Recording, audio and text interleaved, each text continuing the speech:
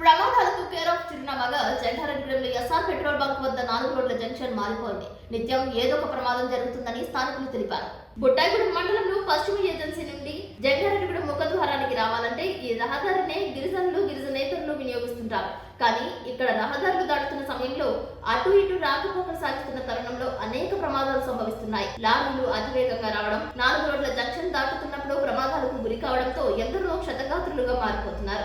మరికొంతమంది ప్రాణాలు విడుస్తుండగా అంగవైకల్యంతో జీవనం సాగిస్తున్నారు. 4 రోడ్ల జంక్షన్ వద్ద భారీ వాహనాలు ప్రమాదాలకు గురైతే వాటిని తొలగించడానికి వారం రోజుల సమయం తీసుకుంటున్నారు.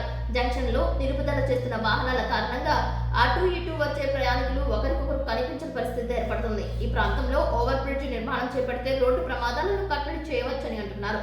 పెరుగుతున్న జనాభా దృష్ట్యా నిత్యం లక్షలాది మంది ప్రయాణికులు రాకపోకలు సాగిస్తుంటారని, ఫ్లైఓవర్ బ్రిడ్జ్ నిర్మిస్తే ద్విచక్ర వాహనదారులు, త్రిచక్ర వాహనదారులు, కాలిబాటన ప్రయాణించే ప్రయాణికులకు సులభతరంగా ఉంటుందని సూచిస్తున్నారు. మామూలు సమయాల్లో సైతం పెట్రోల్ బంక్ వద్ద రహదారికి ఇరువైపులా పార్కింగ్ కు భారీ వాహనాలను నిలుపుదల చేస్తున్నారు. 4 రోడ్ల జంక్షన్ వద్ద రహదారిని వెడల్పు చేసి స్టాప్ బోర్డులతో పాటు ప్రమాదాలను సూచించే కలర్ బోర్డులను ఏర్పాటు చేయాలని ప్రజలు కోరుతున్నారు.